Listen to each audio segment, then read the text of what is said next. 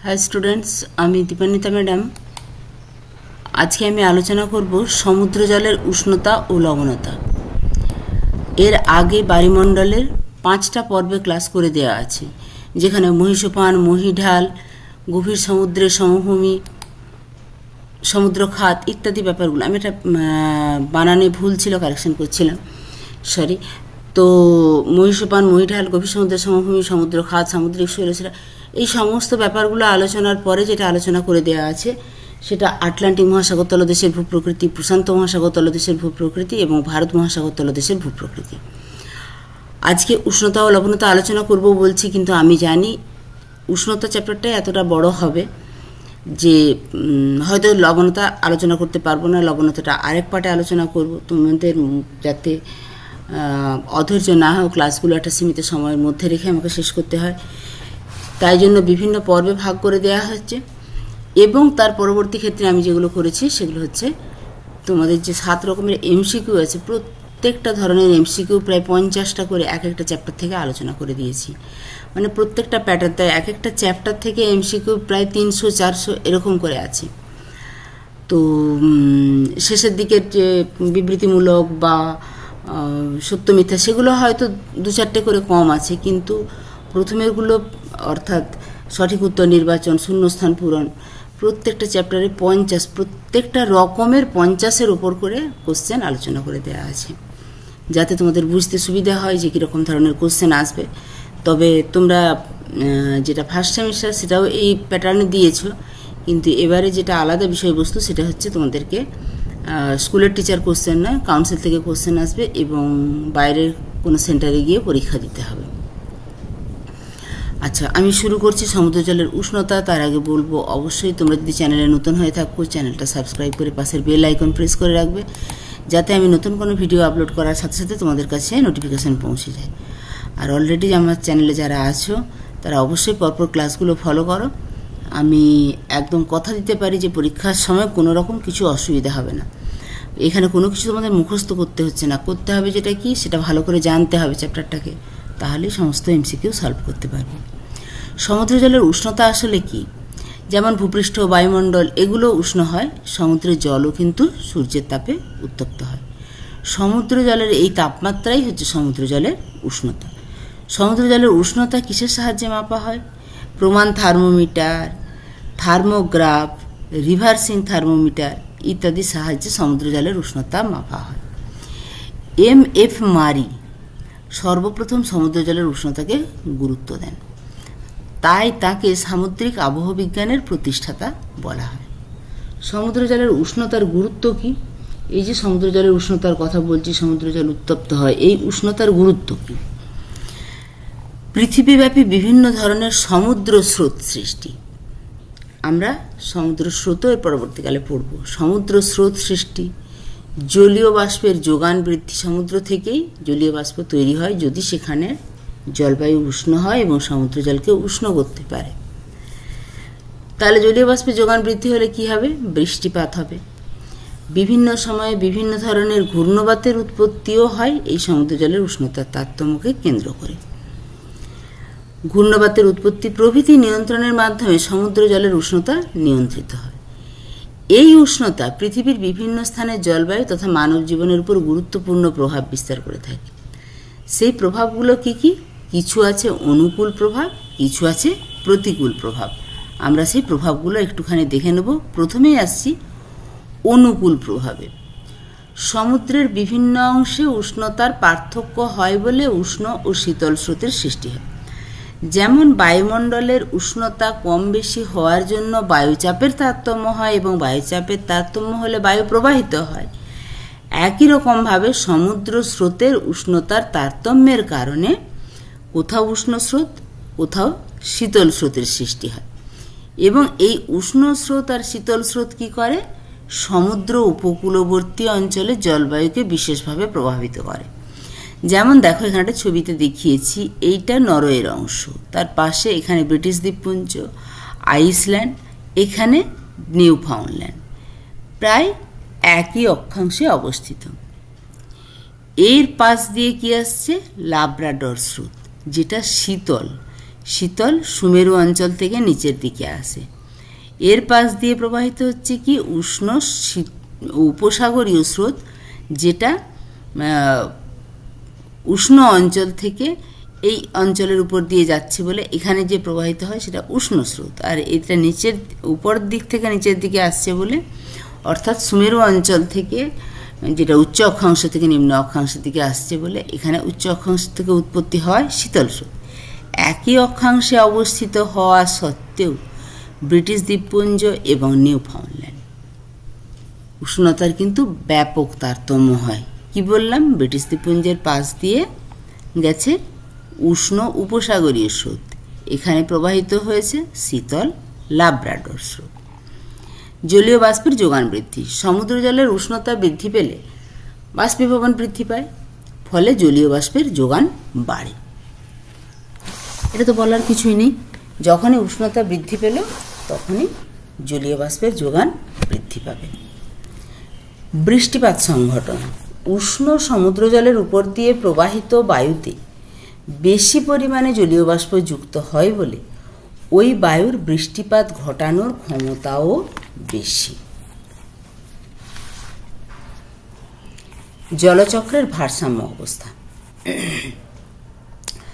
সমুদ্র জলের উষ্ণতা বৃদ্ধি পেলে বাষ্পীভবনের হার বৃদ্ধি পায়, ফলে সেখানে কি হয়? মেঘ, বৃষ্টিপাত ইত্যাদির পরিমাণও বাড়ে। এখানে কোথা থেকে একটা লাইট আসছে, এক সেকেন্ড, বুঝতে পারছি না। আচ্ছা, যাই হোক, ফলে সেখানে কি হয়? মেঘ, বৃষ্টিপাত ইত্যাদির পরিমাণও বৃদ্ধি পায়। মেরু অঞ্চল বা নাতিশীতোষ্ণ অঞ্চলের তুলনায় নিরক্ষীয় অঞ্চল ও ক্রান্তীয় অঞ্চলে বৃষ্টিপাত বেশি হয় বলে পৃথিবীতে জলচক্রের ভারসাম্য অবস্থা বজায় থাকে। মেরু অঞ্চলে জল কি হয়? জলীয় বাষ্পে পরিণত হতে পারে না। কেন পারে না? না, মেরু অঞ্চলে যেটা জলীয় বাষ্প বা জল সেটা সরাসরি বরফে পরিণত হয়ে যাবে। তুলনামূলকভাবে উষ্ণতা বেশি থাকার জন্য নিরক্ষীয় অঞ্চল এবং ক্রান্তীয় অঞ্চলের জল বাষ্পে পরিণত হয় এবং বৃষ্টিপাত ঘটায়, ফলে জলচক্রের ভারসাম্য অবস্থা বজায় থাকে। বরফ মুক্ততা। সমুদ্র জলের উষ্ণতার কারণে উষ্ণ সমুদ্র স্রোত উচ্চ অক্ষাংশের দেশগুলিকে অনেকাংশে বরফ মুক্ত করে। যেমন এক্ষুনি উদাহরণটা দেখিয়ে এলাম, ব্রিটিশ যুক্তরাজ্যের পাশ দিয়ে কি প্রবাহিত হয়েছে? উষ্ণ উপসাগরীয় স্রোত, ফলে এখানকার ব্রিটিশ দ্বীপপুঞ্জ এর পাশ দিয়ে প্রবাহিত হয়েছে উষ্ণ সমুদ্র স্রোত, ফলে এখানকার বন্দরগুলি কি হয়? বরফ মুক্ত থাকে। জলবায়ু পরিবর্তন। সমুদ্র জলের উষ্ণতার হ্রাস বৃদ্ধি বায়ুচাপের হ্রাস বৃদ্ধি ঘটায়। আমরা জানি উষ্ণতার হ্রাস বৃদ্ধিতে বায়ুচাপের একমাত্র তারতম্য হয় এবং বায়ু প্রবাহিত হয়। কোথা থেকে কোথার দিকে প্রবাহিত হয়? উচ্চচাপ অঞ্চল থেকে নিম্নচাপ অঞ্চলের দিকে প্রবাহিত হয়। এর ফলে কি হয়? ঘূর্ণবাত সৃষ্টি হয়, বৃষ্টিপাতের যোগান বৃদ্ধি পায়, সমুদ্র বায়ু স্থলবায়ু সৃষ্টি হয়, উষ্ণ সমুদ্র জল বা সমুদ্র স্রোত বরফাচ্ছন্ন যে উপকূল ভাগ, সেই বরফাচ্ছন্ন উপকূল ভাগকে বরফ মুক্ত করে। তাই সমুদ্র জলের উষ্ণতা কোনো দেশের জলবায়ুতে বড় ধরনের একটা পরিবর্তন নিয়ে আসতে পারে। আবার এই সমুদ্র স্রোতই জলবায়ুকে সমভাবাপন্ন করে। কোন অঞ্চলকে? না, ধরো খুব শীতল অঞ্চল, সেই অঞ্চলের পাশ দিয়ে উষ্ণ সমুদ্র স্রোত প্রবাহিত হল, তাহলে সেই অঞ্চলের জলবায়ু অতটা শীতল হবে না উষ্ণ সমুদ্র স্রোতের কারণে। তাহলে কীরকম জলবায়ু দেখা যাবে?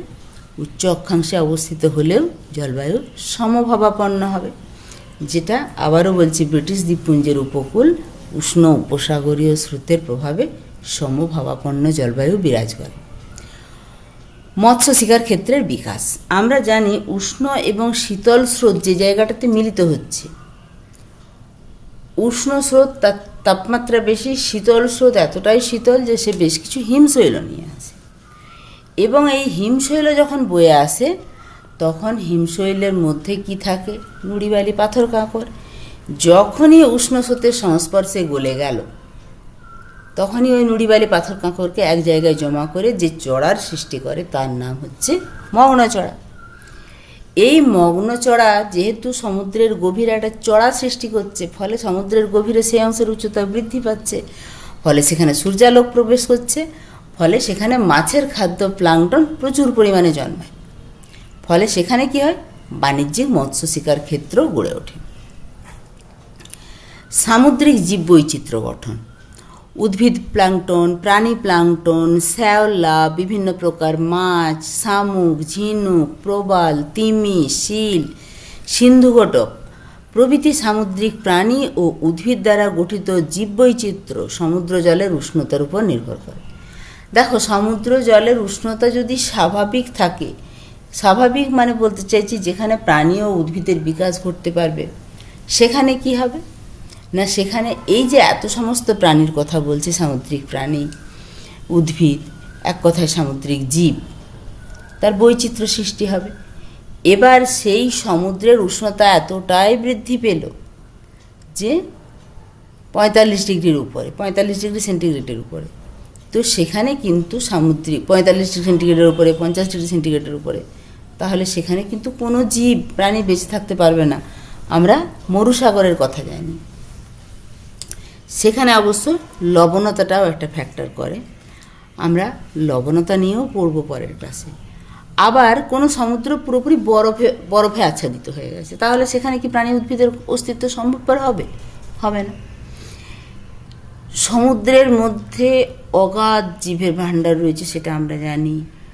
এখনো পর্যন্ত মানে ডায়নোসর যে বৃহদাকৃতি ছিল, সেই বৃহদাকৃতির কিন্তু তিমি মাছ, বিশেষত নীল তিমির অস্তিত্ব আজ বিপন্ন। সমুদ্র দূষণ এবং মানুষের মানে চুরি করা মনোভাব বা চোরা শিকারীদের জন্য তারা আজ বিপন্ন। কিন্তু এখনও যদি ডায়নোসরের মতো বড় কোনো প্রাণী দেখতে হয়, তাহলে সেটা সমুদ্রেই আছে, সেটা হচ্ছে নীল তিমি।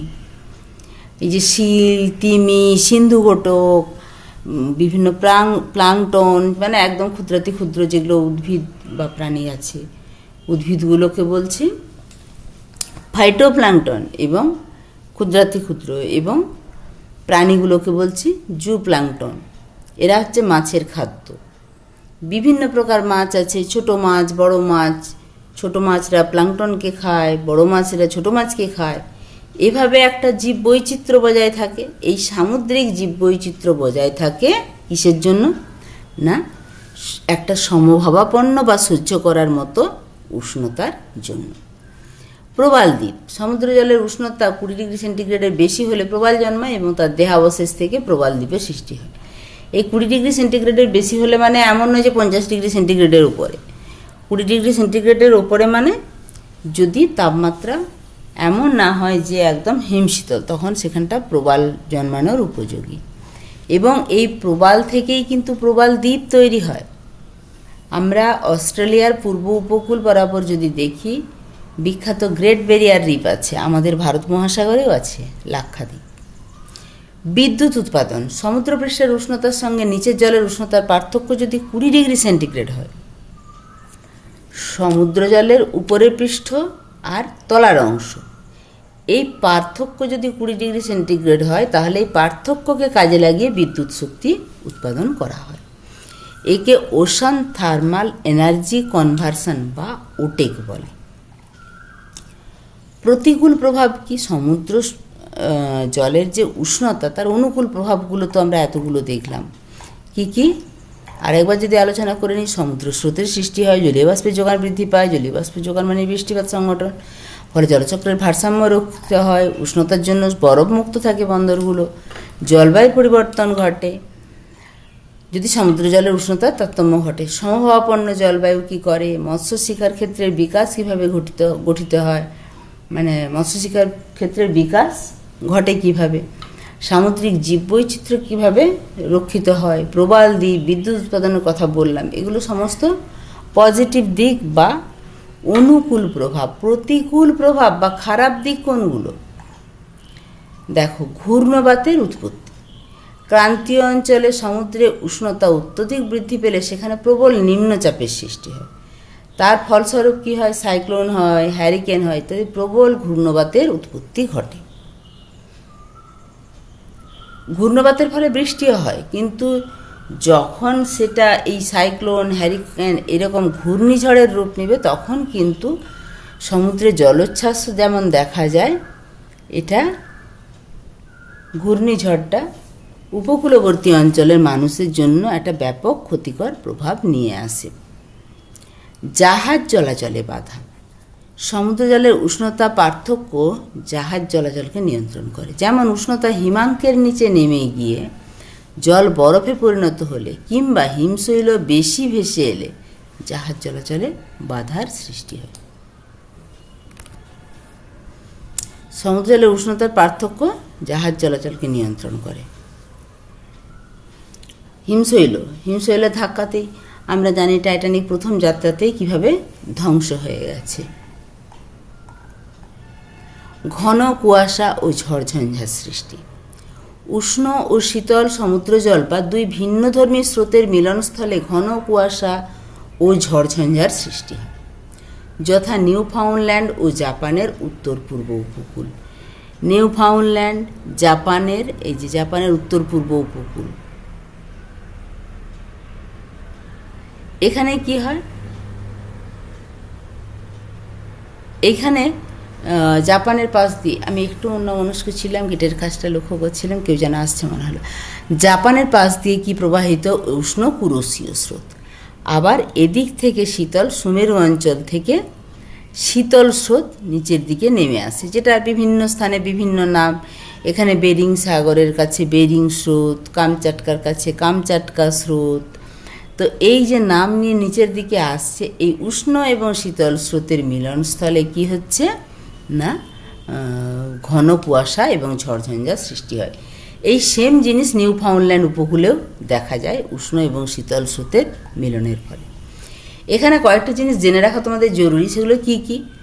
সমুদ্রপৃষ্ঠে জলের উষ্ণতা মাপা হয় প্রমাণ থার্মোমিটারের সাহায্যে। আমরা প্রমাণ থার্মোমিটার ছাড়াও আরও বেশ কয়েকটা থার্মোমিটারের কথা আগেই উল্লেখ করেছি। সমুদ্র জলের গভীরে উষ্ণতা মাপার জন্য কি ব্যবহার করা হয়? Reversing thermometer. তাহলে সমুদ্র পৃষ্ঠ জলের উষ্ণতা প্রমাণ থার্মোমিটারে হলেও সমুদ্র জলের গভীরের যে উষ্ণতা সেটা পরিমাপ করার জন্য ব্যবহার করা হয় রিভার্সিং থার্মোমিটার। সমুদ্র জলের উষ্ণতার প্রসর কোথায় সবচেয়ে বেশি হয়? ক্রান্তীয় অঞ্চলে। উষ্ণতার প্রসর মানে কি? উষ্ণতার পার্থক্য, অর্থাৎ শীতল ও উষ্ণ জলের পার্থক্য। সেই পার্থক্য বা প্রসর কোথায় বেশি দেখা যায়? ক্রান্তীয় অঞ্চলে। প্রতি 2 ডিগ্রি অক্ষাংশ বৃদ্ধি, মানে 0 ডিগ্রি থেকে ধরো 2 ডিগ্রি, 4 ডিগ্রি, 6 ডিগ্রি করে করে আমরা উপরের দিকে 10, 20, 23 কর্কট ক্রান্তি রেখা, নিচের দিকে মকর ক্রান্তি রেখা, এটা হচ্ছে অক্ষাংশ বৃদ্ধি। এর জন্য প্রতি 2 ডিগ্রির জন্য উষ্ণতা হ্রাস পেয়ে যায় 1 ডিগ্রি সেন্টিগ্রেড। অর্থাৎ নিরক্ষীয় অঞ্চলে যদি উষ্ণতা ধরো 40 ডিগ্রি থাকে, আমি যখনই 2 ডিগ্রি উত্তরে চলে যাব তখন 38 ডিগ্রি, এই হারে হ্রাস পেতে থাকে। উষ্ণতা সর্বাপেক্ষা বেশি কোথায় থাকে? লোহিত সাগরে। এটা উষ্ণতা নিয়ে বেশ কিছু জিনিস আমরা জানলাম। কোন যন্ত্রের সাহায্যে মাপা হয়, তার প্রতিকূল প্রভাব কি, তার অনুকূল প্রভাব কি। এরপরে দেখব সমুদ্র জলের উষ্ণ ও শীতল হওয়ার প্রক্রিয়াগুলো কি কি। Process of heating and cooling of ocean water. সমুদ্র জলের উত্তপ্ত হওয়ার পদ্ধতি, process of heating of ocean water. পৃথিবীতে সমস্ত তাপশক্তির উৎসকে, তাপশক্তির প্রধান উৎস হচ্ছে সূর্য। সৌরশক্তির সাহায্যে ভূপৃষ্ঠের স্থলভাগ, জলভাগ, বায়ুমণ্ডল উত্তপ্ত হয়। সূর্য না থাকলে সমস্ত সাগরের জল জমে কঠিন বরফে পরিণত হতো এবং পৃথিবীও একটি প্রাণহীন গ্রহে পরিণত হতো। সমুদ্র জলের উত্তপ্ত হওয়ার বিভিন্ন পদ্ধতি রয়েছে। যেমন আমরা বায়ুমণ্ডলের উত্তপ্ত হওয়ার বিভিন্ন পদ্ধতি পড়েছি, পরিবহন, পরিচলন, বিকিরণ ইত্যাদি। সেরকম সমুদ্র জলের উষ্ণতা বা সমুদ্র জলের উত্তপ্ত হওয়ারও বিভিন্ন পদ্ধতি রয়েছে।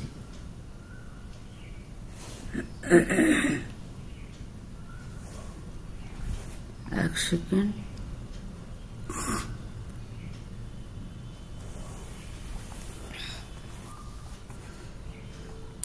এই পদ্ধতিগুলো কি? সূর্য থেকে তাপশক্তি গ্রহণ, absorption of radiation from the sun. সমুদ্রের জল উষ্ণ হওয়ার জন্য সূর্য থেকে গৃহীত তাপশক্তি প্রধান কার্যকরী ভূমিকা নেয়। অক্ষাংশ ভেদে দিন রাত্রি দৈর্ঘ্য, সূর্যরশ্মির পতন কোণ, মেঘের পরিমাণ, বৃষ্টিপাতের পরিমাণের পার্থক্য হয় বলে সমুদ্র জলের উষ্ণতাও পরিবর্তিত হয়। যখনই অক্ষাংশ পাল্টে গেল, নিরক্ষরেখা বা 10 ডিগ্রি অক্ষরে উত্তর বা 10 ডিগ্রি দক্ষিণ অক্ষরেখার উপরে যে হারে দিন রাত্রির দৈর্ঘ্য হবে 660 ডিগ্রিতে নিশ্চয়ই সেটা হবে না।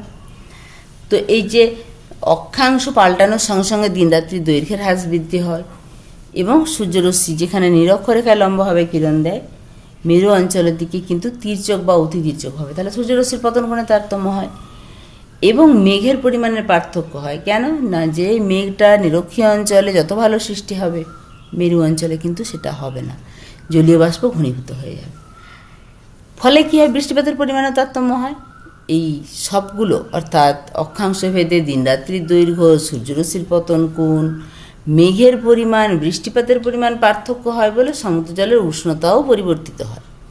নিম্ন অক্ষাংশে সূর্যরশ্মি লম্বভাবে পতিত হয় এবং এখানে দিনের দৈর্ঘ্য বেশি থাকে, ফলে ওই অঞ্চলের সমুদ্র পৃষ্ঠের জলের উষ্ণতা বেশি।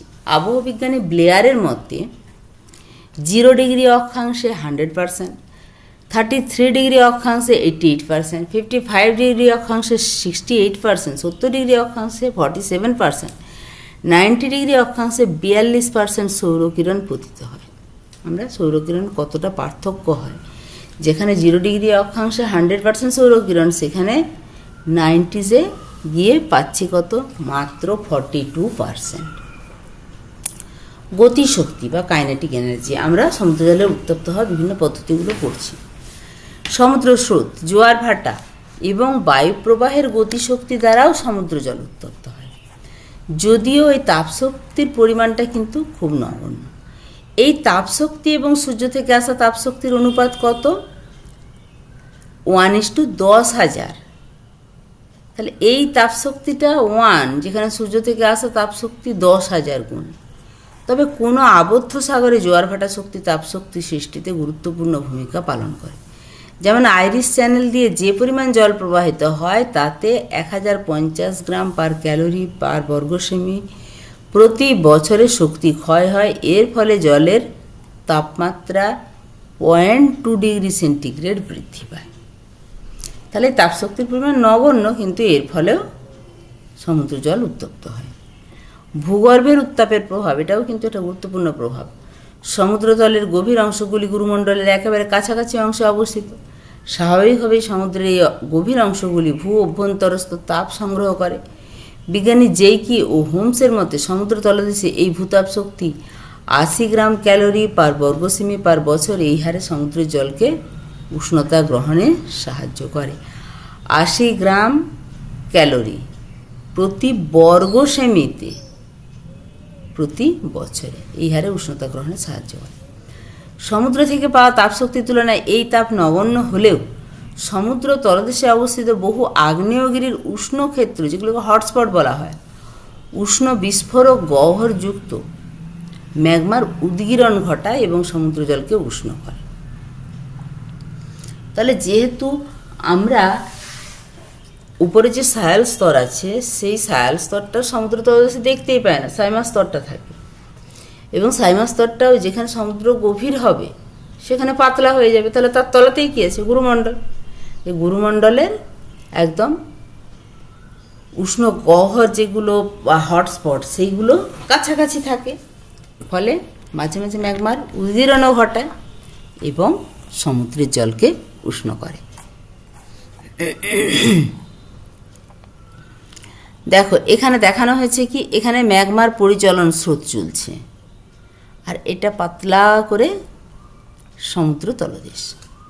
উত্তপ্ত সমুদ্র তল থেকে সমুদ্রের উপরের দিকে তাপের সঞ্চালন, যেখানটা পাতলা পেয়েছে তাপ আসছে এইখান, অর্থাৎ উপরের অংশটা বেশি উত্তপ্ত হবে। এই উত্তপ্ত জল উপরের দিকে যাচ্ছে, আবার এই উপরে গেলে শীতল হলে ভারী হয়ে নিচের দিকে নেমে আসছে। একদম উপরের অংশটা সূর্যের তাপে উত্তপ্ত হচ্ছে ঠিকই, কিন্তু তার যে নিচের পোর্শনটা তার জলটা শীতল, সেই শীতল ভারী জল নিচের দিকে নামছে এবং এখানেও একটা তাপের উৎস আছে, এখানে উষ্ণ হয়ে আবার উপরের দিকে উঠে যাচ্ছে। এখানে সূর্য থেকে এবং ভূগর্ভ থেকে দুটো থেকেই তাপ সঞ্চালন দেখানো হয়েছে। এটা উত্তপ্ত সমুদ্রপৃষ্ঠ মানে এটা সূর্যতাপে উত্তপ্ত, আর এটা হচ্ছে সমুদ্র তলের নিচের অংশ যেটা ভূগর্ভের তাপে উত্তপ্ত। এছাড়া আমরা দেখব রাসায়নিক প্রক্রিয়া। একটু কালারটা চেঞ্জ করে নিই।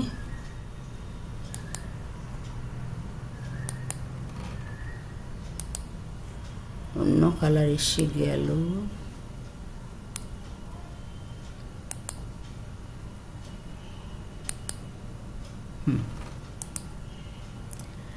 সমুদ্র জলে যেসব রাসায়নিক উপাদান থাকে সেগুলির সঙ্গে অগ্নুৎপাত জাত, এটা বর্গের জয়া করতে হবে, দেখি কারেকশন করতে পারি নাকি।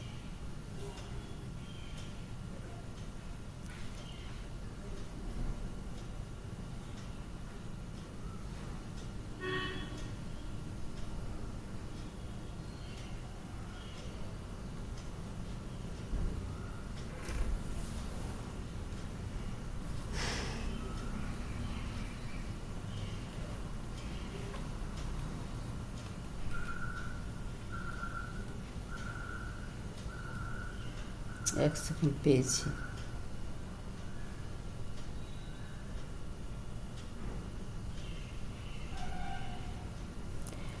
আচ্ছা, অগ্নুৎপাতজাত তো করলাম, কিন্তু অগ্নুৎপাতে এখানটা একটা জফলা হবে। অগ্নুৎপাতজাত বিভিন্ন উপাদানের রাসায়নিক বিক্রিয়ায় সমুদ্র জল কিছু পরিমাণে উত্তপ্ত হয়। লীন তাপ,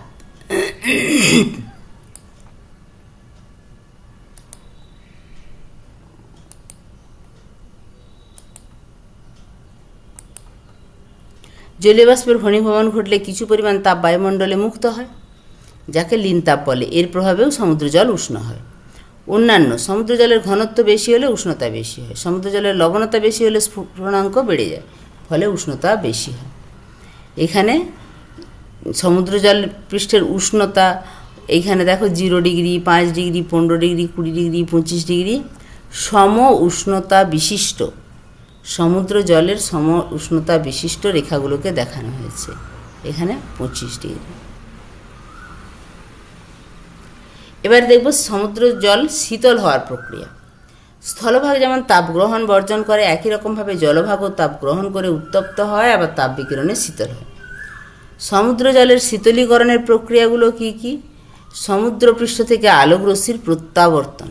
বিজ্ঞানী অ্যাংস্ট্রম পরিষ্কার আকাশে সমুদ্রপৃষ্ঠ থেকে কী পরিমাণ তাপশক্তি বায়ুমণ্ডলে ফিরে আসে তা নির্ণয় করেন।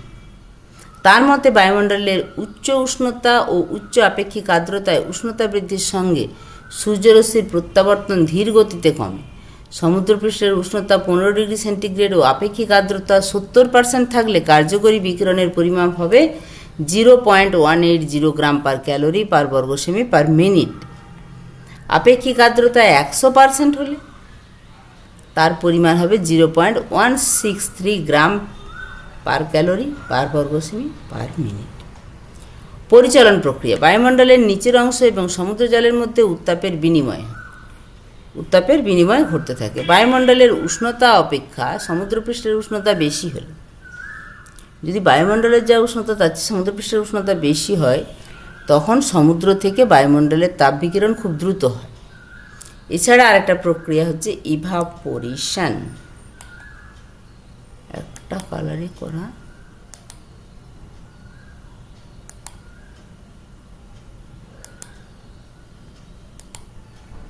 সমুদ্র জলের বাষ্পীভবনের ফলেও সমুদ্র জল শীতল হয়ে থাকে। এরপরে মহাসাগরের তাপ বাজেট, কীভাবে তাপ বাজেট রক্ষিত হয়, মহাসাগরের তাপের আয় কত, মহাসাগরের তাপের ব্যয় কত। 107 একক তাপশক্তি বায়ুমণ্ডল থেকে দীর্ঘ বিকিরণ রূপে আসে বা আয় হয়। 120 একক প্রত্যাবর্তন প্রক্রিয়ায় ফিরে যায়। আচ্ছা, এরকম কি কি আসে না, 27 একক সূর্যের প্রত্যক্ষ বিকিরণ থেকে আসে। এগুলো আমরা আয়গুলো আগে বলে নিই। 16 একক তাপশক্তি আকাশের বিকিরণ থেকে আসে। 4 একক তাপশক্তি পরিচলন প্রক্রিয়া থেকে আসে। ব্যয় হয় কত? 120 একক প্রত্যাবর্তন প্রক্রিয়ায় ব্যয় হয়। 23 একক ঘনীভবনের লীন তাপ নির্গত হওয়ার ফলে ব্যয় হয়। আর একক পরিচালন প্রক্রিয়ার মাধ্যমে ব্যয় হয়। দুটোই মোট 154 করে। আয় যা ব্যয় তা, তাকেই বলছে মহাসাগরের তাপ বাজেট, আয় ব্যয়ের সমতা রক্ষা। এরপরে সমুদ্র জলের উষ্ণতা নির্ণয়ের বিভিন্ন পদ্ধতি তথা যন্ত্রপাতিগুলো। সমুদ্র জলের উষ্ণতা নির্ণয়ের বিভিন্ন পদ্ধতি রয়েছে। এটি সমুদ্র বিজ্ঞান, জলবায়ু পরিবর্তন এবং অন্যান্য অনেক ক্ষেত্রে গুরুত্বপূর্ণ তথ্য। থার্মোমিটার, এর সাহায্যে সমুদ্র জলের উষ্ণতা সরাসরি পরিমাপ করা যায়। সমুদ্রের বিভিন্ন গভীরতা থেকে জলের নমুনা সংগ্রহ করে থার্মোমিটারের সাহায্যে সরাসরি তাপমাত্রা পরিমাপ করা হয়। এটি আবার 3 প্রকার। পারা থার্মোমিটার, সবচেয়ে সাধারণ ধরনের যে থার্মোমিটার, পারা বা পারদ থার্মোমিটার। ডিজিটাল থার্মোমিটার, একদম অ্যাকুরেট সংখ্যাটা দিবে। এটি অধিক নির্ভুল এবং দ্রুত ফলাফলের জন্য ব্যবহার করা হয়। রেজিস্টারিং থার্মোমিটার, সময়ের সাথে সাথে তাপমাত্রার পরিবর্তন রেকর্ড করে। এছাড়া স্যাটেলাইট থেকে কিভাবে তাপমাত্রা নির্ণয় করা হয়, দেখো স্যাটেলাইটের সাহায্যে উপর থেকে সমুদ্রের বিস্তীর্ণ এলাকার তাপমাত্রা একসাথে পরিমাপ করা সম্ভব। স্যাটেলাইট সমুদ্রের পৃষ্ঠ থেকে নির্গত তাপীয় বিকিরণ পরিমাপ করে এবং সেই তথ্যের ভিত্তিতে সমুদ্রের তাপমাত্রা নির্ধারণ করে। অ্যারিড্রপ, একটি বায়ু বেলুনের সাহায্যে থার্মোমিটারকে সমুদ্রের উপরের স্তরে উড়িয়ে দেওয়া হয় এবং তাপমাত্রা পরিমাপ করা হয়। মোবাইল অবজারভেটরি, জাহাজে স্থাপিত সেন্সরের মাধ্যমে সমুদ্রের বিভিন্ন গভীরতায় তাপমাত্রা পরিমাপ করা হয়। এছাড়া ড্রোনের মাধ্যমে সমুদ্রের বিভিন্ন অংশের তাপমাত্রা পরিমাপ করা হয়। আন্ডার ওয়াটার রোবট, গভীর সমুদ্রের তাপমাত্রা পরিমাপের জন্য আন্ডার ওয়াটার রোবট ব্যবহার করা হয়।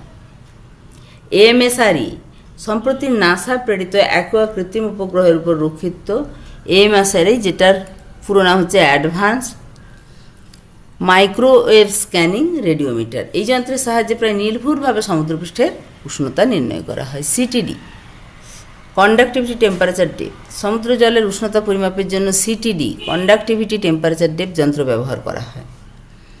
এই যন্ত্রের সাহায্যে একসাথে সমুদ্র জলের উষ্ণতা, লবণতা, ঘনত্ব, সমুদ্র জলের গভীরতা, গভীর জলের চাপ ইত্যাদি মাপা হয়। এবারে সমুদ্র জলের উষ্ণ হওয়ার কারণগুলো আমাদের জেনে রাখা হিসাবে দেয়া আছে। এক, সূর্যের তাপে সমুদ্রের উপরের স্তরের জল উত্তপ্ত হয়। বায়ুর তাপমাত্রা থেকেও সমুদ্র জল উত্তপ্ত হয়। ভূতাপ থেকে ম্যাগমার পরিচালন প্রক্রিয়ায়, ম্যাগমার পরিচালন স্রোতের মাধ্যমে সমুদ্র জল উত্তপ্ত হয়। প্রাকৃতিক শক্তি, বায়ুপ্রবাহ, সমুদ্র স্রোত, সমুদ্র তরঙ্গ, জোয়ার ভাটা প্রভৃতির গতিশক্তি সমুদ্র জলের উষ্ণতার উৎস।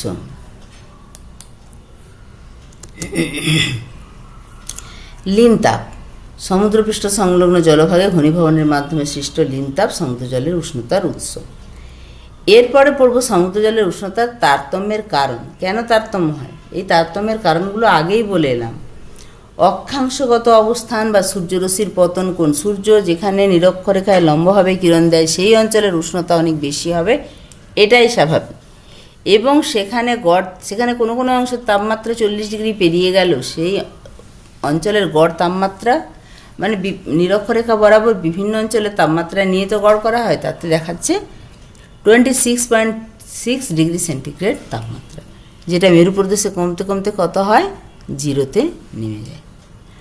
এখানে কয়েকটা, এই যে আমরা অক্ষাংশ ভেদে তাপমাত্রা, সমুদ্র জলের তাপমাত্রা দেখাচ্ছি, সেখানে 0 ডিগ্রিতে গড়ে 27 ডিগ্রি, এটা গড়, কিন্তু গড়ে 27 ডিগ্রি, 20 ডিগ্রি অক্ষাংশে গড়ে 24 ডিগ্রি, 30 ডিগ্রি অক্ষাংশে গড়ে 18 ডিগ্রি সেন্টিগ্রেড, 40 ডিগ্রি অক্ষাংশে গড়ে 14 ডিগ্রি সেন্টিগ্রেড, 60 ডিগ্রি অক্ষাংশে গড়ে 1 ডিগ্রি সেন্টিগ্রেড তাপমাত্রা দেখা যায়।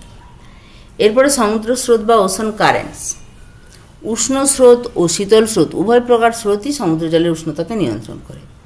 মধ্য ও নিম্ন অক্ষাংশের উষ্ণ সমুদ্র স্রোত যখন মেরু অঞ্চলের দিকে চলে যায়, তখন সেখানে কি হবে, মেরু অঞ্চলের দিকে গিয়ে, মেরু অঞ্চল তো ঠান্ডা, উষ্ণ স্রোতটা সেখানে গিয়ে উষ্ণতা বাড়িয়ে দেবে। আবার উচ্চ অক্ষাংশে শীতল স্রোত যখন নিম্ন অক্ষাংশের দিকে আসবে, নিম্ন অক্ষাংশে তো গরম, সেখানে শীতল স্রোতটা আসলে কি হবে, সেখানে উষ্ণতা কিছুটা কমিয়ে দিবে বা হ্রাস করবে।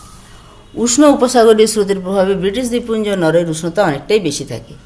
একই অক্ষাংশে অবস্থিত লাব্রাডোর উপকূল শীতল লাব্রাডোর স্রোতের প্রভাবে বছরের বেশিরভাগ সময় কি হয়, বরফাবৃত থাকে।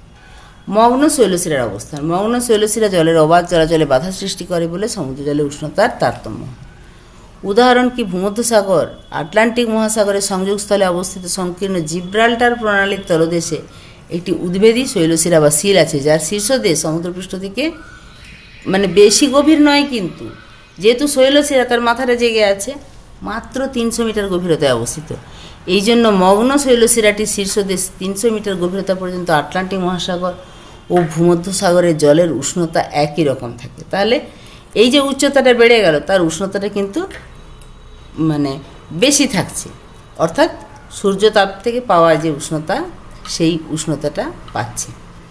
কিন্তু 4000 মিটার গভীরতায় আটলান্টিক মহাসাগরের জলের উষ্ণতা 2 ডিগ্রি সেন্টিগ্রেডে নেমে যায়। একই গভীরতায় ভূমধ্যসাগরের জলের উষ্ণতা কিন্তু 11 ডিগ্রি সেন্টিগ্রেড থাকে। কিসের জন্য? এই মগ্ন শৈলশিরার অবস্থানের কারণে। লোহিত সাগর ও ভারত মহাসাগর যে সংযোগস্থলে একটি উদ্ভিদী শৈলশিরা বা সিল থাকায় ভারত মহাসাগরের তুলনায় লোহিত সাগরের জল বেশি উষ্ণ। লোহিত সাগর আর ভারত মহাসাগরের সংযোগস্থলে একটি উদ্ভিদী শৈলশিরা আছে। এই উদ্ভিদী শৈলশিরা থাকার কারণে ভারত মহাসাগরের তুলনায় লোহিত সাগর, এটা না থাকলে জলটা আদান প্রদান হতে পারত, তখন তাপমাত্রাটা কিছুটা কমতো। এখানে এই কারণে লোহিত সাগরের জল বেশি উষ্ণ। আরব মরুভূমি, সাহারা মরুভূমি বেষ্টিত অগভীর লোহিত সাগরের জল উষ্ণ, উন্মুক্ত এবং গভীর ভারত মহাসাগরের জল শীতল। তাহলে আরব মরুভূমি, সাহারা মরুভূমি বেষ্টিত যে অগভীর লোহিত সাগর, অগভীর হওয়ার জন্য সূর্য তাপটা পৌঁছাচ্ছে এবং জল উষ্ণ। অন্যদিকে ভারত মহাসাগরের জলটা উন্মুক্ত, অর্থাৎ সেখানে শীতল জলও ঢুকতে পারছে এবং তুলনামূলকভাবে গভীর। তাই লোহিত সাগরের তুলনায় ভারত মহাসাগরের জল কিন্তু শীতল। এই লোহিত সাগর ও ভারত মহাসাগর সংযোগকারী বাবলমন্দেব প্রণালীতে একটি উদ্ভিদী শৈলশিরা বা সিল আছে, যার শীর্ষদেশ সমুদ্রপৃষ্ঠ থেকে মাত্র 350 মিটার গভীরতা। মানে সিল বা শৈলশিরাটা এতটাই উঁচু যে সমুদ্রপৃষ্ঠ থেকে যখন গিয়ে দেখবো তখন মাত্র 350 মিটার গভীর। এর ফলে ভারত মহাসাগরের শীতল জলের সঙ্গে লোহিত সাগরের উষ্ণ জলের অবাধ, উষ্ণ বানানটা ভুল আছে, একটু দেখে নিন, উষ্ণ জলের অবাধ মিশ্রণ ঘটতে পারছে না। এই জন্য সমুদ্রপৃষ্ঠ থেকে 350 মিটার গভীরতা বা সিলের শীর্ষদেশ পর্যন্ত ভারত মহাসাগর ও লোহিত সাগরের জলের উষ্ণতা একই রকম, সমুদ্রপৃষ্ঠে 27 ডিগ্রি সেন্টিগ্রেড এবং 350 মিটার গভীরতায় 21 ডিগ্রি সেন্টিগ্রেড থাকলেও লোহিত সাগরের তলদেশে 2100 মিটার গভীরতা পর্যন্ত জলের উষ্ণতা 21 ডিগ্রি সেন্টিগ্রেডের নিচে নামে না। কিন্তু এই একই গভীরতায় ভারত মহাসাগরের জলের উষ্ণতা হয় 2.5 ডিগ্রি সেন্টিগ্রেড। এটা আরেকটু ভালো করে বুঝে নিই। লোহিত সাগর ও ভারত মহাসাগর এর সংযোগস্থলে একটা বাবলমন্ডল পরে প্রণালী আছে এবং এখানে একটা উদ্ভিদী শৈলশিরা আছে, যেটার অবস্থানের কারণে সমুদ্রের গভীরতা কিন্তু খুব বেশি নয়, সমুদ্রপৃষ্ঠ থেকে মাত্র 350 মিটার গভীর। এর ফলে ভারত মহাসাগরের যে শীতল জলের সঙ্গে লোহিত সাগরের যে জলটা উষ্ণ বললাম, অবাধ মিশ্রণ ঘটছে না। এই জন্য সমুদ্রপৃষ্ঠ থেকে 350 মিটার গভীরতা পর্যন্ত ভারত মহাসাগর আর লোহিত সাগরের উষ্ণতা একই রকম থাকলো। কিন্তু লোহিত সাগরের তলদেশে যখন আমরা 2100 মিটার গভীরতা পর্যন্ত জলের উষ্ণতা, ওই যে উষ্ণতাটা বেড়ে গেল 2100 মিটার গভীরতাতেও প্রায় 21 ডিগ্রি সেন্টিগ্রেড, তার নিচে নামে না। কিন্তু একই গভীরতায় ভারত মহাসাগরের জলের উষ্ণতা মাত্র 2.5 ডিগ্রি সেন্টিগ্রেড।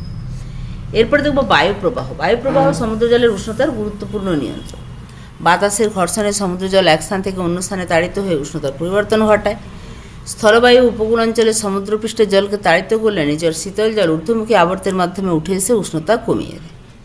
বিপরীতভাবে সমুদ্রবায়ুর প্রভাবে উপকূল অঞ্চল উষ্ণ জলে ঢেকে গেলে উষ্ণতা বাড়ে।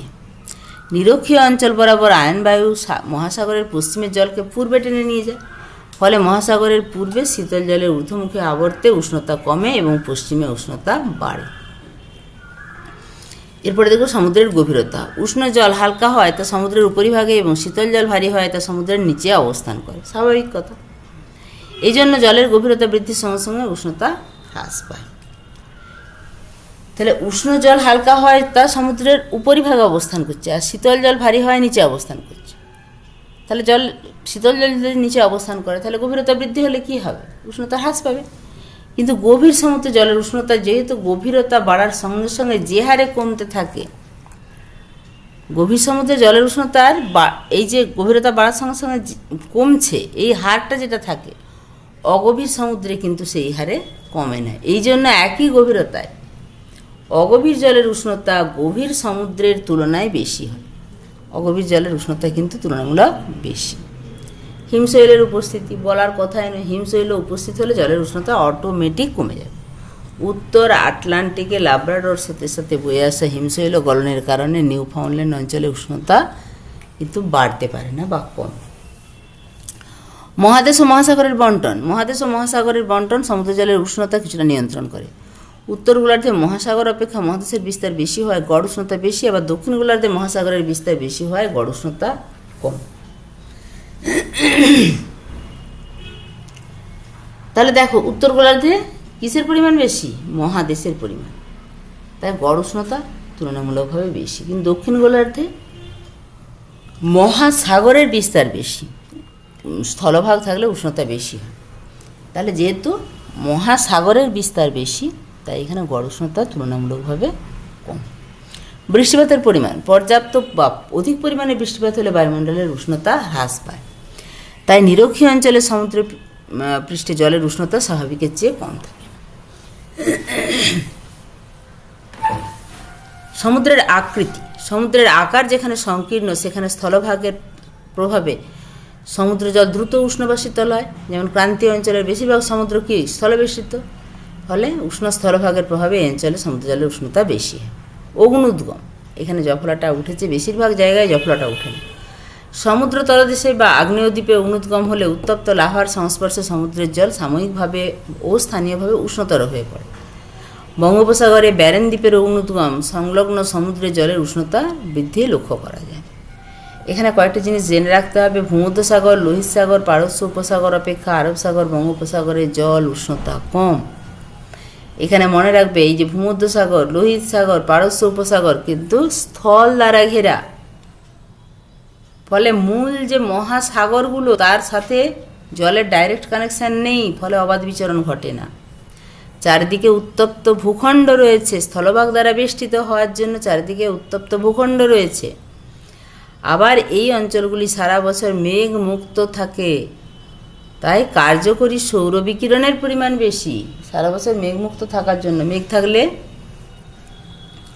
সূর্য আসায় বাধা দিত, তাহলে কার্যকরী সৌর বিকিরণ বেশি, তাই উষ্ণতাও বেশি। পক্ষান্তরে মানে অপরপক্ষে আরব সাগর, বঙ্গোপসাগর উন্মুক্ত হয়, সমুদ্র জলের যে অবাধ বিচরণ সেটা ঘটে।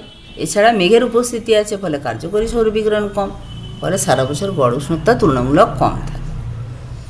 সমুদ্র জলের উষ্ণতার প্রসর। সমুদ্রের দৈনিক ও বাৎসরিক উষ্ণতার প্রসর কিন্তু খুব কম।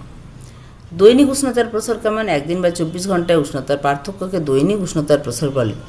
সাধারণভাবে দুপুর 12টা থেকে ভোর 5টায় রেকর্ড করা হয় উষ্ণতার পার্থক্য। সমুদ্রের গড় দৈনিক উষ্ণতার প্রসর মাত্র 1 ডিগ্রি সেন্টিগ্রেড, অর্থাৎ সর্বোচ্চ এবং সর্বনিম্ন উষ্ণতার পার্থক্য হচ্ছে 1 ডিগ্রি সেন্টিগ্রেড। উচ্চ অক্ষাংশে এই প্রসর আরও কম হয়ে থাকে। বাৎসরিক উষ্ণতার প্রসর। বছরের গড় সর্বোচ্চ সর্বনিম্ন উষ্ণতার পার্থক্য হলো বাৎসরিক উষ্ণতার প্রসর। জুলাই ও জানুয়ারি মাসের গড় উষ্ণতার পার্থক্য দিয়ে এটি নির্ণয় করা হয়। সমুদ্র জলে বাৎসরিক উষ্ণতার প্রসর 1.2 ডিগ্রি সেন্টিগ্রেড। আবদ্ধ সমুদ্রগুলিতে এই পার্থক্য খুব বেশি। এরপরে আমরা বিভিন্ন সাগর অনুযায়ী সমুদ্র জলের উষ্ণতার বন্টন দেখব।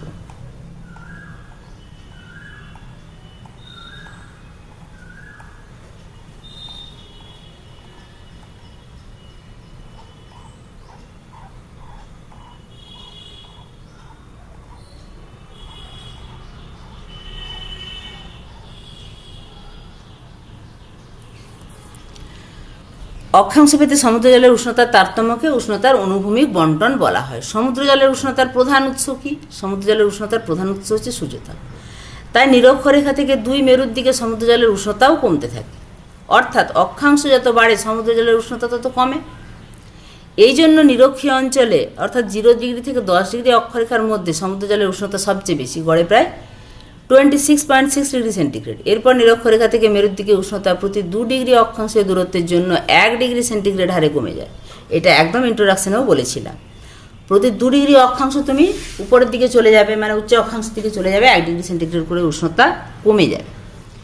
উভয় গোলার্ধে 20, 40, 60, 66 ডিগ্রি অক্ষাংশে এই উষ্ণতা কত হয়? যথাক্রমে 20-তে 24 ডিগ্রি, 40-এ 14 ডিগ্রি, 60-এ গিয়ে 1 ডিগ্রি দাঁড়িয়ে যাচ্ছে, 66.5-তে গিয়ে 0 ডিগ্রি সেন্টিগ্রেড। এবার 66-র উপরে যত যাবে পুরোটাই হিমবাহ। এটা 0 ডিগ্রি। যত উপরের দিকে যাচ্ছি উষ্ণতা তত কমছে, যত নিচের দিকে যাচ্ছি উষ্ণতা তত কমছে। সমুদ্র পৃষ্ঠ জলের গড় উষ্ণতা। প্রশান্ত মহাসাগরের উষ্ণতম, প্রশান্ত মহাসাগর অন্য মহাসাগরগুলোর তুলনায় উষ্ণতম, সেটা আমি প্রশান্ত মহাসাগর পড়াতে গিয়েই বলেছি। গড় উষ্ণতা কত? 19.1 ডিগ্রি সেন্টিগ্রেড। প্রশান্ত মহাসাগরের প্রায় 60% 30 থেকে 30 ডিগ্রি দক্ষিণ অক্ষরেখার মধ্যে, অর্থাৎ 30 ডিগ্রি উত্তর থেকে 30 ডিগ্রি দক্ষিণ অক্ষরেখার মধ্যে। তাহলে উষ্ণমণ্ডলটাও তার মধ্যে অবস্থিত হচ্ছে, তাই পৃষ্ঠজলের উষ্ণতা বেশি। ভারত মহাসাগর দ্বিতীয় উষ্ণতম, গড় উষ্ণতা কত? 17 ডিগ্রি সেন্টিগ্রেড। আটলান্টিক মহাসাগর তৃতীয় উষ্ণতম, গড় উষ্ণতা কত? 16.9 ডিগ্রি সেন্টিগ্রেড। এর মধ্যে লোহিত সাগরের জলের উষ্ণতা সবচেয়ে বেশি। এর কারণ লোহিত সাগর ক্রান্তীয় অঞ্চলে অবস্থিত এবং আংশিক স্থলবেষ্টিত। একই অক্ষাংশে অবস্থিত হলে মহাসাগরের পূর্বাংশে পশ্চিমাংশের মধ্যে উষ্ণতার তারতম্য লক্ষ্য করা যায়। একই অক্ষাংশে অবস্থিত, পূর্ব দিকের তুলনায় পশ্চিম দিকে, পূর্ব এবং পশ্চিমের মধ্যে উষ্ণতার কিন্তু তারতম্য লক্ষ্য করা যায়। এর কারণ বায়ুপ্রবাহ। বায়ুপ্রবাহ, আয়ন বায়ু, পশ্চিমা বায়ু, সমুদ্র স্রোতের উষ্ণ ও শীতল স্রোত, এর প্রভাবে সমুদ্র জলের উষ্ণতার বন্টনে তারতম্য ঘটে। আবার গোলার্ধ অনুসারে সমুদ্র জলের উষ্ণতার বন্টনে কিছুটা পার্থক্য লক্ষ্য করা যায়। এটাও আগে বলে এলাম এই ভূমধ্যসাগর, লোহিত সাগর এটা পড়াতে গিয়ে, যে দক্ষিণ গোলার্ধ বেশিরভাগটাই জল আর উত্তর গোলার্ধ বেশিরভাগটাই স্থল। এই স্থলবেষ্টিত হওয়ার জন্য উষ্ণতা বেশি আর জলবেষ্টিত হওয়ার জন্য উষ্ণতা কম। দেখো, স্থলভাগ কম থাকার কারণে দক্ষিণ গোলার্ধে মহাসাগরগুলির বিস্তৃতি অনেক বেশি হয়। মেরু অঞ্চলে শীতল জল সহজেই চলে আসে, উষ্ণতা হ্রাস ঘটায়।